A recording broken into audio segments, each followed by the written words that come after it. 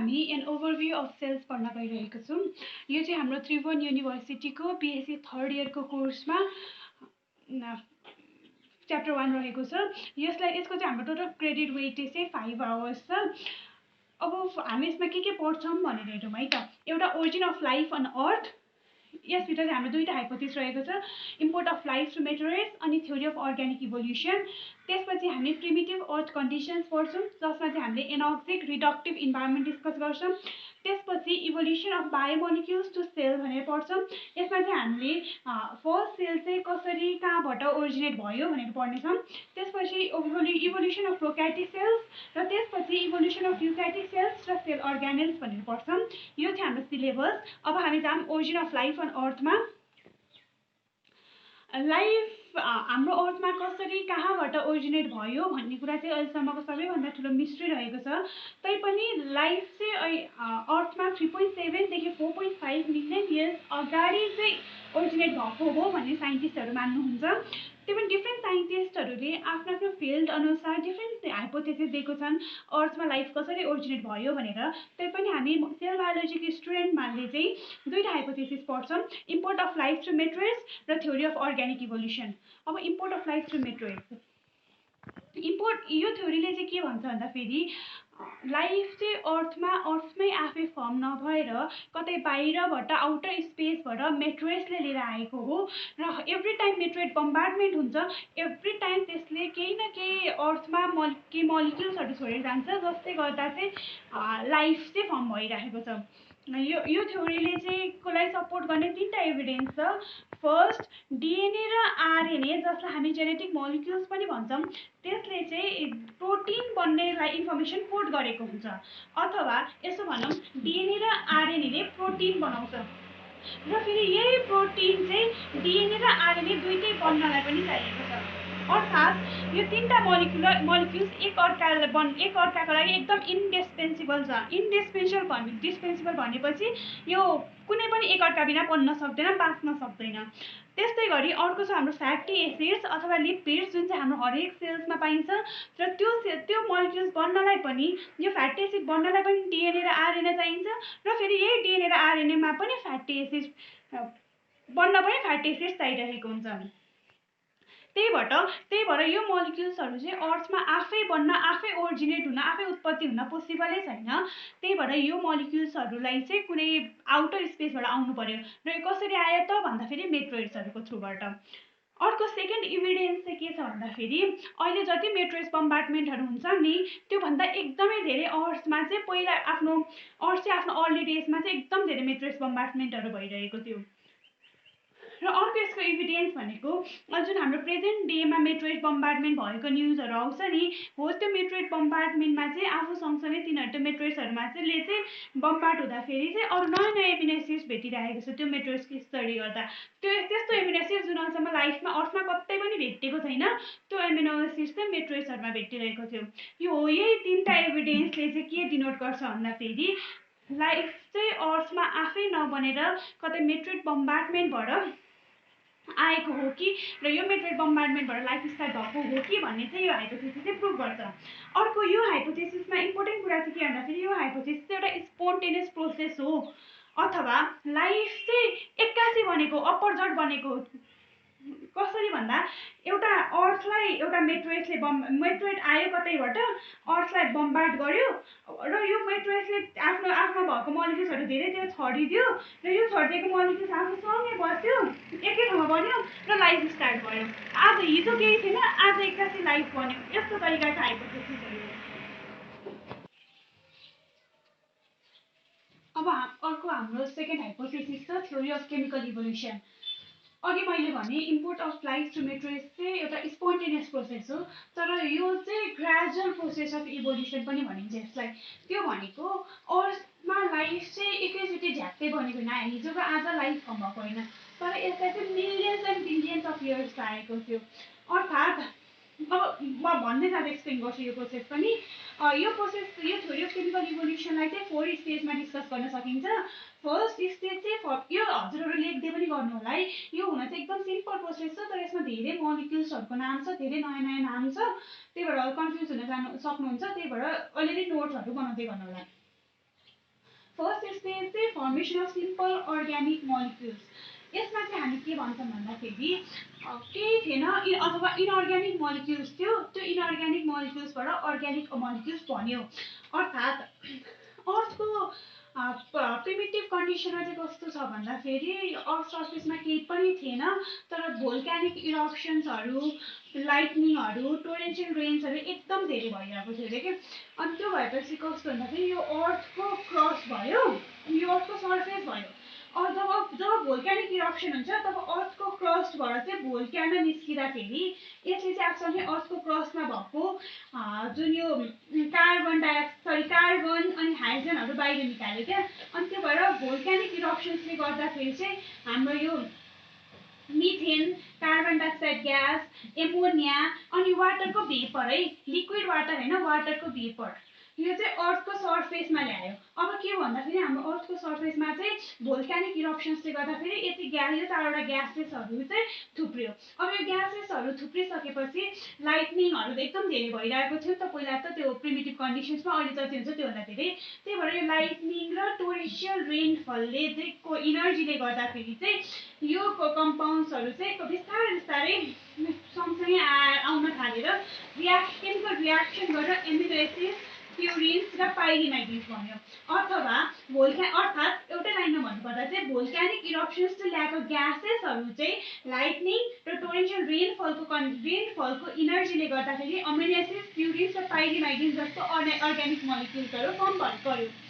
अनि त्यतिखेरको प्रिमिटिभ अर्थ कन्डिसनमा चाहिँ अक्सिजन थिएन, र अक्सिजन नभएपछि के भयो भन्दाखेरि त्यतिखेर कुनै पनि यो बनिसकेको जुन एमिनो एसिड्सहरू छ नि हो, यो चाहिँ अक्सिडाइज भएर फेरि यो ग्यासेसहरू बन्ने कुरा भएन क्या।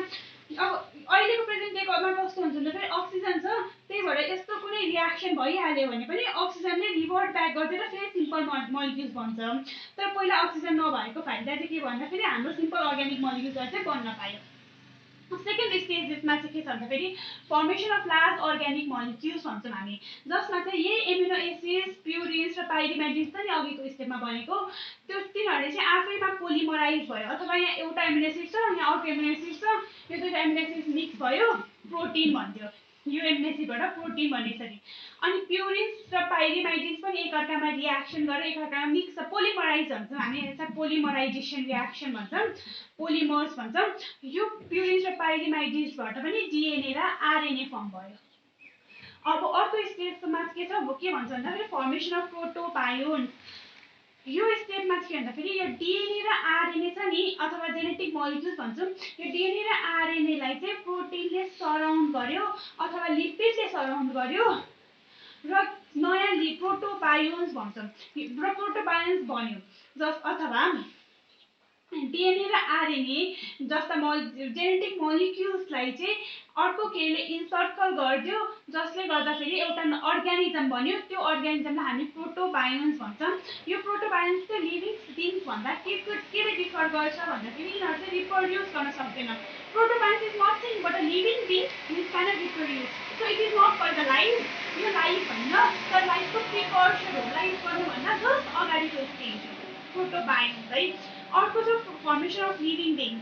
फर्मेसन अफ लिभिङ बिङ्समा चाहिँ के भन्छ भन्दाखेरि यो प्रोटोबायोन्ट्समा त भित्र अलरेडी डिएनए र आरएनए छ, बाहिर प्रोटिन छ, लिपिड छ भनेपछि अब यसले के गर्दाखेरि बिस्तारै बिस्तारै एउटा एक किसिमको प्रोटोबायोन्ट्स बन्यो, अर्को किसिमको प्रोटोबायोन्ट्स बन्यो। अब कसरी कस्तो बन्यो त हामीसँग धेरै भेराइटी अफ प्रोटिन्स बनेको छ, धेरै भेराइटी अफ डिएनए आरएनए बनेको छ, त्यही भएर डिफ्रेन्ट भेराइटी अफ प्रोटोबायोन्ट्स बन्यो। यो प्रोटोबायोन्ट्स चाहिँ अब कुनैले चाहिँ इभल्भ हुन सकेन भने चाहिँ त्यो आफै मरेर गयो, आफै हराएर गयो। यस्तै नेचुरल सेलेक्सन भन्छौँ हामी। यो नेचुरल सेलेक्सन र भेरिएसन भन्छौँ हामी। यो भेरिएसन भनेको चाहिँ different types of protobionts, different कम्बिनेसनको। सपोज प्रोटिन ए छ र प्रोटिन बी छ, प्रोटिन एलाई डिएनए 1ले इन्सर्कल गर्यो, एउटा किसिमको प्रोटोबायोन्ट्स बन्यो। प्रोटिन बीलाई डिएनए 2ले डिएनए बीलाई प्रोटिन 2ले इन्सर्कल गर्यो, अर्को किसिमको प्रोटोबायोन्ट्स बन्यो। यो एउटा प्रोटोबायोन्ट्सको ले चाहिँ सर्भाइभ गर्न यो दुईटा किसिमको प्रोटोबायोन्ट्स प्रोटोबाइन्स फर्म हुने प्रोसेसलाई चाहिँ हामी भेरिएसन भन्यौँ। र प्रोटोबाइन्ट ए बन्न चाहिँ सर्भाइभ गर्न नसकेर मर्यो भनेपछि प्रोटोबाइन्ट बी चाहिँ सर्भाइभ गर्न सक्यो र यसले चाहिँ आफ्नो जुन यो जेनेटिक इन्फर्मेसन छ नि त्यो चाहिँ अर्को आफ्नो अफस्प्रिङलाई पनि पास गरेर फेरि यसबाट धेरै प्रोटोबाइन्स फर्म गर्यो भनेपछि यसलाई चाहिँ हामी नेचुरल सेलेक्सन भन्छौँ कि यही भेरिएसन र नेचुरल सेलेक्सनको प्रोसेसबाट चाहिँ नयाँ लिभिङ बिङ बन्यो जुनले चाहिँ रिप्रोड्युस गरेर आफ्नो जेनेटिक इन्फर्मेसन आफ्नो जेनेटिक मटेरियल चाहिँ अर्को अर्ग्यानिजमलाई पास गर्न सक्यो। हो यसरी चाहिँ थ्योरी अफ केमिकल इभोल्युसनबाट नयाँ लिभिङ बिङ बन्यो अथवा अर्थमा लाइफ ओरिजिनेट भयो। र यो थ्योरी अफ अब यसलाई ग्रेजुअल प्रोसेस भने मैले अघि त्यो ग्रेजुअल प्रोसेस भनेको चाहिँ के भन्दाखेरि अब नम्बर 1 स्टेज छ नि formation of simple organic molecule यो बन्नलाई कति मिलियन इयर्स लाग्यो होला फेरि लार्ज मोलिक्युल बन्नलाई फेरि मिलियन इयर्स लाग्यो होला। हो यसरी नै यो आजको भोलि बनेको होइन क्या बिस्तारै बिस्तारै over time million and billion years लागेर बनेको हो। अब अर्को टपिक छ प्रिमिटिभ अर्थ कन्डिसन्स। यसमा चाहिँ हामी एनर्जिक रिडक्टिभ इन्भाइरोमेन्ट भनेर डिस्कस गर्छौँ। अर्थको पहिला प्रिमिटिभ कन्डिसन चाहिँ एनर्जिक रिडक्टिभ इन्भाइरोमेन्ट हो अरे यो कसरी म एक्सप्लेन गर्छु। अब अर्थ चाहिँ हामीलाई थाहा छँदैछ द बिग ब्याङ थ्योरी भन्छ यसलाई। यसमा चाहिँ के भन्दाखेरि एउटा सोलर नेबुला थियो अरे त्यो सोलर नेबुलालाई चाहिँ हामी सन पनि भन्न सक्छौँ मतलब बुझ्न सक्छौँ। सन हाम्रो सन जस्तो एउटा सोलर नेबुला थियो अरे त्यो सोलर नेबुला चाहिँ ओभर टाइम आफै यसमा भित्र एनर्जी धेरै एक्युमुलेट गरेर टुक्रियो अरे क्या। यो टुक्रिँदा चाहिँ हाम्रो हाम्रो अर्थ जस्तै अरू प्लानेटहरू अर्थ जस्तै अरू प्लानेटहरू बनेको हो। यो हाइपोथेसिस चाहिँ हाम्रो अर्थ कसरी बन्यो भनेर है यो चाहिँ खास हामीलाई चाहिने कुरा होइन अहिले इम्पोर्टेन्ट छैन कोर्समा तर पनि मैले हजुरहरूलाई बुझाउनको लागि भनिदिरहेको छु। अनि यो सोलर नेबुलामा चाहिँ के थियो हाइड्रोजन र हेलियम मात्र थियो नि त यो सोलर नेबुलामा। त्यही भएर हामी के भन्न सक्छौँ भन्दा अर्थको पनि प्रिमिटिभ कन्डिसन सुरुमा अर्थ फर्म हुने बित्तिकै हाम्रो अर्थमा चाहिँ अर्थको सर्फेसमा हाइड्रोजन र हेलियम ग्यास मात्र थियो अरे। र यो हाइड्रोजन र हेलियमको प्रपर्टी चाहिँ के भन्दाखेरि यिनीहरू एकदम छिटो मुभ गर्न सक्छ क्या। अझ यिनीहरू झन् यो अर्थ सुरुमा अब सोलर नेबुला भनौँ सन जस्तो भएर टुक्रेर बनेको अर्थ त एकदम तातो थियो नि त पहिला। अनि हो यो तातोले गर्दाखेरि अनि अर्थ यो जताततै स्पेसमा भएको सोलर विन्ड भन्छौँ हामी। यो सोलर विन्ड र सोलर विन्डले गर्दाखेरि चाहिँ हाइड्रोजन र हेलियमहरू अर्थको ग्राभिटी पनि एकदम अर्थको ग्राभिटीले पनि होल्ड गर्न नसकेर यिनीहरू चाहिँ अर्थको सर्फेसबाट छिटै भाग्यो क्या जसलाई हामी ड्रिफ्टेड अवे भन्छौँ। टु ड्रिफ्ट अवे एकदमै छिटो यहाँबाट यसलाई छोडेर जानु टु ड्रिफ्ट अवे होइन। त्यही भएर यो हाइड्रोजन र हेलियमले चाहिँ ड्रिफ्ट अवे भइसकेपछि अब अर्थमा केही पनि भएको छैन स्पेसमा केही पनि छैन खाली थियो। अनि यो स्पेसमा मैले अघि नै एक्सप्लेन गरिसकेँ भोल्क्यानिक इरप्सन्सले गर्दाखेरि वाटर स्टिम फर्ममा कार्बन डाइअक्साइड एमोनिया र मिथेनलाई चाहिँ अर्थको सर्फेसमा ल्याएर राख्थ्यो। अनि अर्थको सर्फेसमा अब अक्सिजनै छैन। अनि यो अक्सिजन नभएपछि अर्थमा अब यो कार्बन डाइअक्साइड मात्र छ अक्सिजन छैन। यो अक्सिजन किनभने अक्सिजन त बन्ने स्रोतै छैन नि त। जब हाम्रो फर्स्ट लाइफ ओरिजिनेट भयो त्यो लाइफले ब्रिथ आउट गरेपछि अक्सिजन छोडेको नि त त्यसपछि मात्र अक्सिजन फर्म भएको अर्थको स्पेसमा। त्यही भएर अर्थमा त्यतिखेर कार्बन डाइअक्साइड छैन नो अक्सिजन नभएको कन्डिसन हामी एनर्जिक भन्छौँ। एनर्जिक भनेपछि नो अक्सिजन यसरी बुझ्न सकिन्छ हामी। त्यही भएर एनर्जिक कन्डिसन थियो। अनि रिडक्टिभ किन भन्दाखेरि अक्सिजन छैन त्यो भएपछि हामीले अक्सिडेसन रिडक्सन त पढेको छौँ केमिस्ट्रीमा है। त्यसलाई भन्छौँ हामी अक्सिजन नभएपछि अक्सिडेसन हुने कुरै छैन जे फर्म भए पनि त्यसलाई रिड्युस मात्र गर्छ। त्यो इन्भाइरोमेन्ट नै यस्तो थियो कि जसलाई पनि अक्सिजनको ल्याक अफ अक्सिजनले गर्दाखेरि जे चिज पनि रिड्युस भइरहेको थियो त्यही भएर त्यसलाई रिडक्टिभ भन्छ। अथवा अक्सिजन नभएकोले कार्बन डाइअक्साइड मात्र भएकोले अर्थको हाम्रो प्रिमिटिभ कन्डिसन चाहिँ एनर्जिक रिडक्टिभ इन्भाइरोमेन्ट हो है भन्न सकियो। अब हामी अर्को पोइन्टमा जाऊँ इभोल्युसन अफ बायोमोलिक्युल्स टु सेल। यसमा चाहिँ हामी के भन्छौँ भन्दाखेरि सुरुमा बायोमोलिक्युल्स कसरी बन्यो र यो बायोमोलिक्युल्सबाट सेल कसरी बन्यो। यसमा नि हामीले पहिला अघि डिस्कस गरेकै कुरा आउँछ। फर्स्टमा चाहिँ सिम्पल अर्ग्यानिक मोलिक्युल्स बन्यो। यो सिम्पल अर्ग्यानिक मोलिक्युल्स कसरी बन्यो अघि मैले भनिसकेको थिएँ आफ्नो पहिलाको नोट चेक गर्नुहोस् है। यसमा चाहिँ मैले भनिसकेँ कार्बन डाइअक्साइड एमोनिया मिथेन र वाटर स्टिमको फर्ममा भएकोले चाहिँ एमिनो एसिड्स र डिएनए आरएनए बनायो भनेर मैले यसमा भनिसकेँ। अनि यो कुरालाई मैले धेरै इलाबोरेट गरिनँ। तपाईँको थोरै 5 मार्क्समा आउँछ भनेपछि तपाईँले कार्बन डाइअक्साइड मिथेन एमोनिया वाटरबाट एमिनो एसिड्स डिएनए आरएनए बन्ने लेखेर छोड्न सक्नुहुन्छ। 10 मार्क्समा आयो अथवा लङ क्वेसनमा भनौँ न लङ क्वेसनमा आयो धेरै वेटेज छ भनेपछि यसलाई पनि अघि मैले भने जसरी एक्सप्लेन गर्न सकिनुहुन्छ है, कसरी भोल्क्यानल्स टोरेन्शियल रेनहरूको कन्सेप्ट लिएर एक्सप्लेन गर्न सक्नुहुन्छ। त्यसपछि अर्को स्टेपमा छ formation of large organic molecules. यो एमिनो एसिड्स डिएनए आरएनए बनिसकेपछि लाई चाहिँ हामी म्याक्रो मोलिक्युल्स भन्छौँ। किन एमिनो एसिड्स डिएनए आरएनएबाट चाहिँ हाम्रो एमिनो एसिड्सबाट प्रोटिन बन्छ नि, यो प्रोटिनलाई चाहिँ हामी प्रोटिन डिएनए आरएनएलाई चाहिँ हामी म्याक्रो मोलिक्युल्स भन्छौँ। किन म्याक्रो मोलिक्युल्स भन्दाखेरि चाहिँ एमिनो एसिड्स आफैमा मोलिक्युल्स हो, अनि हाम्रो प्युरिन्स पाइरिमाइडिन्स पनि यिनीहरू पनि आफैमा मोलिक्युल्स हो। यो मोलिक्युल्सहरू आफै रियाक्सन गरेर ठुलो मोलिक्युल फर्म गरेपछि त्यो बन्ने मोलिक्युल्सलाई चाहिँ म्याक्रो मोलिक्युल्स भन्छौँ। यसलाई के भन्न सकिन्छ भन्दाखेरि एमिनो एसिड एउटा एमिनो एसिड र अर्को एमिनो एसिड दुईवटा एमिनो एसिड चाहिँ आफूमा रियाक्सन गरेर प्रोटिन भन्छ। यो प्रोसेसलाई चाहिँ के भन्छ भन्दाखेरि पोलिमराइजेसन रियाक्सन। यो पोलिमराइजेसन भनेको एउटा डाइमर अथवा सिंगल मोलिक्युल मिक्स भयो, रियाक्ट गर्यो, यसलाई हामी प्रोटिन भनेर ठुलो मोलिक्युल भन्छौँ, यसलाई भन्छौँ पोलिमर्स। यो रियाक्सन भन्छौँ पोलिमराइजेसन रियाक्सन। अब यो प्रोटिन बनेकोलाई चाहिँ सानो मोलिक्युल ठुलो मोलिक्युल, यो ठुलो मोलिक्युललाई के भन्छ म्याक्रो मोलिक्युल्स। अब यो हाम्रो सेकेन्ड स्टेप भयो formation of large organic molecules. यसलाई पनि हजुरले मार्क्स अनुसार एक्सप्लेन कति गर्ने याद गरेर गर्नुहोस् है। अर्को selection of RNA over DNA. अब के हुन्छ भन्दाखेरि अब कस्तो भन्दाखेरि सेल बन्नलाई त हामीसँग अहिलेसम्म के छ भन्दाखेरि प्रोटिन छ, डिएनए छ, आरएनए छ। अब यो सेल बन्नलाई नयाँ सेल बन्नलाई चाहिँ मेन इम्पोर्टेन्ट दुईवटा कुरा चाहिन्छ। एउटा भनेको जुन मोलिक्युल छ नि त्यो मोलिक्युलले चाहिँ पोलिमराइजेसन रियाक्सन गर्न सक्नु पर्यो, अथवा प्रोटिनले नै एउटा प्रोटिनबाट अर्को प्रोटिन बनाउन सक्नु पर्यो। एमिनो एसिड्स फर्मबाट प्रोटिन बन्नु पर्यो र यो एउटा प्रोटिनबाट धेरैवटा प्रोटिन बन्न सक्नु पर्यो। अर्को हुन्छ अटो क्याटालाइटिक एक्टिभिटी। यसलाई कसरी एक्सप्लेन गर्न सकिन्छ भन्दाखेरि एउटा प्रोटिनले धेरैवटा प्रोटिन बन्न सक्ने रियाक्सन छ नि त्यो चाहिँ क्याटालाइज गर्न सक्नु पर्यो। र यो चाहिँ अब यसको डिएनए र आरएनएको केसमा हेरौँ है। प्रोटिन त आफैले एमिनो एसिड्सबाट प्रोटिन बनिरहन्छ, अनि यो प्रोटिनले एउटा प्रोटिन बनेपछि यसलाई धेरैवटा प्रोटिन बन्ने रियाक्सनलाई चाहिँ क्याटालाइसिस गर्न सक्छ। यसलाई अटो क्याटालाइटिक एक्टिभिटी पनि भन्यो। भनेपछि प्रोटिनमा यो दुईटै एक्टिभिटी रहेछ, पास भयो। अब डिएनएमा हेरौँ, डिएनएमा पोलिमराइजेसन त हुन्छ, जस्तै प्युरिन्स पाइरिमाइडिन्स मिलेर डिएनए त भन्यो, तर अटो क्याटालाइटिक एक्टिभिटी डिएनएमा छैन। अर्थात् एउटा डिएनएले आफै अरू कुनै चिजको हेल्प बिना अर्को डिएनए बनाउन सक्दैन। यसलाई अर्को डिएनए बनाउन प्रोटिन चाहिन्छ, अरू धेरै आरएनए चाहिन्छ, धेरै चिज चाहिन्छ।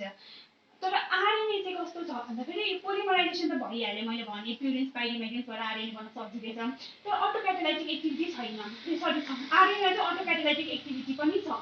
अर्थात् यसले एउटा आरएनए आफै अरू केही चिजको हेल्प बिना अर्को आरएनए बनाउन सक्छ, यसलाई भन्छौँ अटो क्याटालाइटिक एक्टिभिटी। त्यही भएर इभोल्युसनमा चाहिँ के सजिलो भन्दाखेरि डिएनएलाई छोडेर आरएनए युज हुन थाल्यो। अनि यही आरएनए चाहिँ फर्मेसन अफ फर्स्ट सेल भन्छ। यही आरएनए छ नि डिएनए काम लागेन, यही आरएनएलाई चाहिँ फोस्फोलिपिड मेम्ब्रेनले बाहिरबाट इन्सर्कल गर्यो र नयाँ फर्स्ट सेल फर्म भयो। अनि यो फर्स्ट सेल छ, यसले ओभर टाइम चाहिँ अब आरएनएमा पोलिमराइजेसन गर्ने एबिलिटी पनि छ, अटो क्याटालाइसिसको एक्टिभिटी पनि छ। भनेपछि यसले आफ्नो नयाँ आरएनए बनाउन सक्यो, यो आरएनएबाट दुईवटा आरएनए बन्न सक्यो। अनि यो फोस्फोलिपिड अथवा प्रोटिनहरू छ नि जुन यो सेल मेम्ब्रेनमा बाहिरपट्टि भएको हो, यिनीहरूलाई पनि पोलिमराइजेसनको प्रपर्टी छ, अटो क्याटालाइटिक एक्टिभिटी छ। भनेपछि यिनीहरूले पनि अर्को बनाउन सक्यो। हो यसरी नयाँ एउटा सेलले अरू धेरै सेल्सहरू दिन थाल्यो। यसरी हाम्रो नयाँ फर्स्ट सेल फर्म गर्यो र लाइफ पनि स्टार्ट भयो। अब हाम्रो अर्को टपिक छ origin of prokaryotic cell. Prokaryotic cells चाहिँ आजभन्दा 3.5 to 3.8 बिलियन इयर्स अगाडि फर्म भएको हो कि भन्ने अहिलेसम्म गर्नु मान्छ। कस्तो भन्दाखेरि फर्स्ट सेल बन्यो नि, त्यो फर्स्ट सेल नै प्रोकार्योटिक सेल्स थियो। अब त्यो सेलबाट ग्रेजुअली इभल्भ भएर युक्यारियोटिक सेल्स बनेको हो। त्यही भएर हाम्रो फर्स्ट सेलको ओरिजिन र प्रोकार्योटिक सेलको ओरिजिन चाहिँ एउटै हो है। अब फर्स्ट सेल हामीले एक्सप्लेन गरिसक्यो, एउटा आरएनए थियो अरे, त्यो आरएनएलाई फोस्फोलिपिडले इन्सर्कल गर्यो, त्यसरी सेल बन्यो। अनि त्यो सेल ग्रेजुअली त्यो सेलले आफ्नो अर्गानिजमहरू आफ्नो अफस्प्रिङ प्रोड्युस गर्दै गयो है। अब यो फोस्फोलिपिड्स भनेको के हो त, यहाँ इम्पोर्टेन्ट छ। फोस्फोलिपिड भनेको एउटा एन्टिप्याथिक मलिक्युल हो जसको चाहिँ हाइड्रोफिलिक हेड हुन्छ र हाइड्रोफोबिक टेल हुन्छ। यो किन भन्दाखेरि आरएनए छ भित्र। अब यो आरएनए मात्र भयो भने त यसलाई अरू हिटहरूले डिस्ट्रोय गर्न सक्छ नि त। अनि सपोज त्यो पानी टोरेन्सियल रेनफलले गर्दा अथवा सर्फेसमा पानी जम्मा हुन्छ नि, हो त्यो पानीले गर्दा यसलाई डिस्ट्रोय गर्न सक्छ भनेर हाइड्रोफिलिक भनेको वाटर लभिङ, फिलिक भन्ने बित्तिकै लभिङ, फोबिक भन्ने बित्तिकै हेटिङ। हाइड्रो भनेपछि वाटर, हाइड्रोफिलिक हेड भित्र, हाइड्रोफोबिक टेल बाहिर हो। यस्तो पाराले फोस्फोलिपिडले यस्तरी बनेको हुन्छ फोस्फोलिपिड।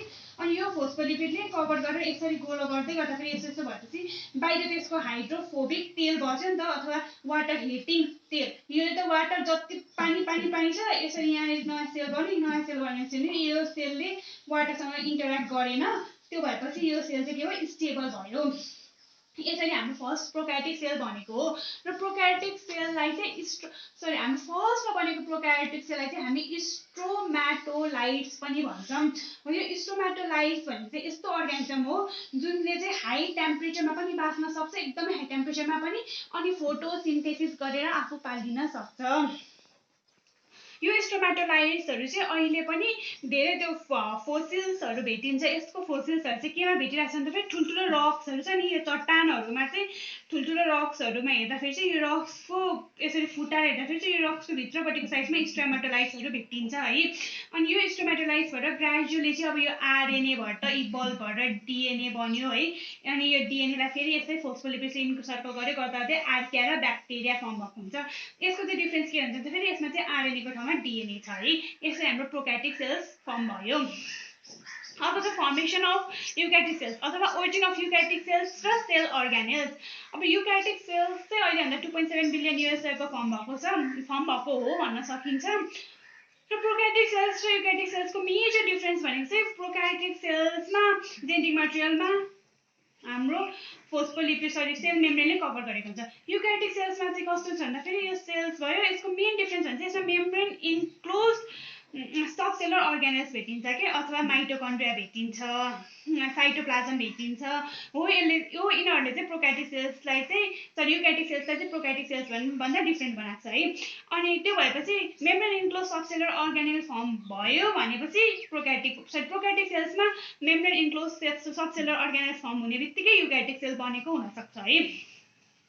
यो युक्यारियोटिक सेल्स चाहिँ कसरी बन्यो भन्दाखेरि चाहिँ एउटा प्रोकार्योटिक सेल्स थियो, यसलाई चाहिँ अर्को प्रोकार्योटिक सेल्सले खायो अथवा आफूभित्र लियो, त्यो भएर अनि दुईटा प्रोकार्योटिक सेल्स, एउटा प्रोकार्योटिक सेल्स चाहिँ अर्को प्रोकार्योटिक सेल्सको भित्र बसेपछि युक्यारियोटिक सेल्स बनेको हो भन्ने विश्वास छ। अनि यसको चाहिँ दुईटा हाइपोथेसिस छ, एउटा चाहिँ मेम्ब्रेन इन्फोल्डिङ्सको हाइपोथेसिस, अर्को चाहिँ छ इन्डोसिम्बासिस थ्योरी। यो चाहिँ हामी अब डिस्कस गरिहाल्छौँ। मेम्ब्रेन इन्फोल्डिङ्सको थ्योरीले चाहिँ के भन्छ भन्दाखेरि हामीले अघि नै भन्छ कि युक्यारियोटिक सेल्स चाहिँ प्रोकार्योटिक सेल्स, एउटा प्रोकार्योटिक सेल्स चाहिँ अर्को प्रोकार्योटिक सेल्सलाई आफूले आफ्नो इन्गल्फ गर्यो अनि एउटा नयाँ युक्यारियोटिक सेल्स बन्यो भनेर हामीले अघि नै भनिसक्यौँ है। यसको दुईटा हाइपोथेसिसमा पहिलो छ मेम्ब्रेन इन्फोल्डिङ्स। यो मेम्ब्रेन इन्फोल्डिङ्सले चाहिँ के भन्छ भन्दाखेरि यो होस्टको सेल छ नि, यसले चाहिँ अर्को सेल्सलाई चाहिँ आफ्नो मेम्ब्रेन इन्फोल्ड गरेर यसरी आफ्नो मेम्ब्रेनलाई इन्फोल्ड गरेर आफूभित्र लियो अनि नयाँ युक्यारियोटिक सेल्स दियो भनेर हामी भन्छौँ मेम्ब्रेन इन्फोल्डिङ्समा चाहिँ। यसमा चाहिँ के हुन्छ भन्दाखेरि जुन यो होस्ट सेल्सको मेम्ब्रेन छ नि, जुन इन्फोल्ड भएको, यो चाहिँ सेल्स सँगै आफूभित्र यो अर्गानेल्सहरू भित्रै रह्यो भनेर भनिन्छ है। अर्को छ इन्डोसिम्बासिस। मेम्ब्रेन इन्फोल्डिङ्स भन्दा पनि यो चाहिँ सबभन्दा इम्पोर्टेन्ट थ्योरी हो र यो थ्योरी नै 5 सुहाउन सक्ने प्रोबेबिलिटी पनि राख्छ। सबभन्दा इम्पोर्टेन्ट हो यो भने चाहिँ यसलाई चाहिँ। र इन्डोसिम्बासिसको थ्योरीले चाहिँ के भन्छ भन्दाखेरि एउटा फ्री लिभिङ ब्याक्टेरिया थियो जसलाई चाहिँ अर्को अर्गानिजमले इन्गल्फ गर्यो, यो सेम कन्सेप्ट हो। अनि नयाँ सेल्स भन्यो। यो इन्गल्फ चाहिँ कसरी गर्यो भन्दाखेरि कि त साइटोसिसको प्रोसेसले पनि इन्गल्फ गरेको हुनसक्छ अथवा प्यारासाइट जसरी पनि इन्गल्फ गरेको हुनसक्छ है। यो टर्मलाई मैले राम्ररी बुझाउन खोजेँ है। फ्यागोसाइटोसिस भनेको चाहिँ सेल्सले खाने प्रोसेसलाई हामी फ्यागोसाइटोसिस भन्छौँ अथवा इटिङ बाई सेल्स। एउटा सेल छ, यसले बाहिरबाट खानेकुराहरू छ नि, यो खानेकुरालाई चाहिँ यसले बाहिरबाट कतै गएर कतैबाट आफूभित्र लिएर खायो भने यो प्रोसेसलाई फ्यागोसाइटोसिस भन्छौँ। अनि त्यसरी नै बाहिर भएको एउटा सेल्सलाई अर्को सेलले खायो भने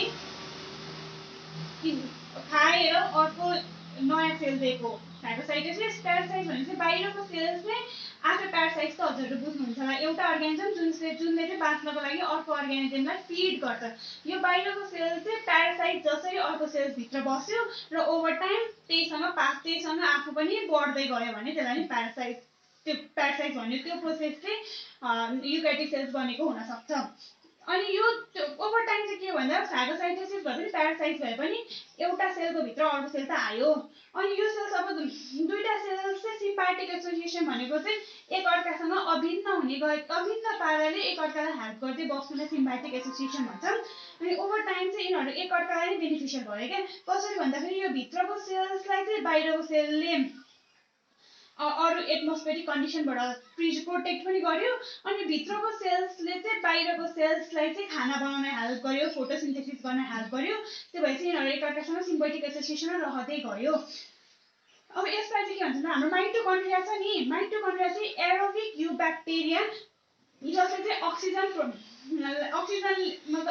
लिन सक्छ अथवा हामीले अहिलेको मोडर्न डे जसरी अक्सिजन ब्रिथ गर्छ नि। एरोबिक ब्याक्टेरिया एउटा एनाएरोबिक ब्याक्टेरिया। म यहाँ आएँ, पहिला मैले यो भन्न खोजेँ कस्तो छ। पहिला चाहिँ एउटा सबै प्रोकार्योटिक्स थियो पहिला। त्यो प्रोकार्योटिकमा एउटा चाहिँ एनाएरोब्स थियो। एनाएरोब्स भनेको जसलाई चाहिँ बाँच्नको लागि अक्सिजन चाहिँदैन। एउटा एनाएरोब्स र नन फोटोसिन्थेसिस गर्न नसक्ने ब्याक्टेरियाले अर्को एउटा एरोबिक ब्याक्टेरियालाई आफूभित्र लियो। अनि यो त्यसपछि ऊ यस्तो बन्यो, युक्यारियोटिक सेल बन्यो। यो एरोबिक ब्याक्टेरिया जुन आफूभित्र लिएको छ, यो एरोबिक ब्याक्टेरिया लिएकोलाई चाहिँ हामी माइटोकन्ड्रिया भन्छौँ। त्यसलाई चाहिँ हामी अहिले प्रेजेन्ट डेमा माइटोकन्ड्रिया भन्छौँ। अनि अर्को फोटोसिन्थेसाइज गर्न सक्ने ब्याक्टेरिया लियो। अनि यो फोटोसिन्थेसाइज गर्न सक्ने ब्याक्टेरियालाई चाहिँ हामीले क्लोरोप्लास्ट भन्छौँ। अनि त्यसपछि आफू के भन्यो, युक्यारियोट बन्यो जुन चाहिँ एरोबिक माइटोकन्ड्रिया जसभित्र माइटोकन्ड्रिया छ अथवा उसले अक्सिजन पनि लिन सक्छ र जुनभित्र क्लोरोप्लास्ट छ जसको हेल्पले उसले फोटोसिन्थेसिस पनि गर्न सक्छ। हो यसरी युक्यारियोटिक सेल बनेको हो भनेर चाहिँ हाम्रो इन्डोसिम्बासिसको थ्योरीले भन्छ। यहाँ मैले फिगर हामीले बनाएँ। एउटा सेल्स थियो, मैले यो समराइज गर्न खोजेँ। एउटा प्रोकार्योटिक सेल छ जुनले चाहिँ अक्सिजन पनि लिन सक्दैन, फोटोसिन्थेसिस पनि गर्न सक्दैन।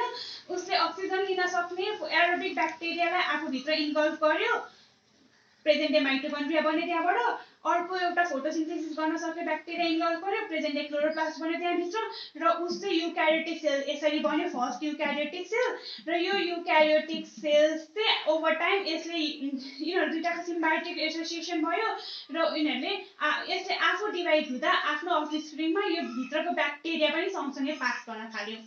यसलाई हामी इन्डोसिम्बासिस थ्योरी भन्छौँ। अब यो इन्डोसिम्बासिस थ्योरीको एभिडेन्स के त भन्दाखेरि जुन यो माइटोकन्ड्रिया र क्लोरोप्लास्ट छ नि, यिनीहरूको चाहिँ सेप, साइज, मोर्फोलोजी सबै चाहिँ प्रोक्यारियोट्ससँग मिल्छ क्या।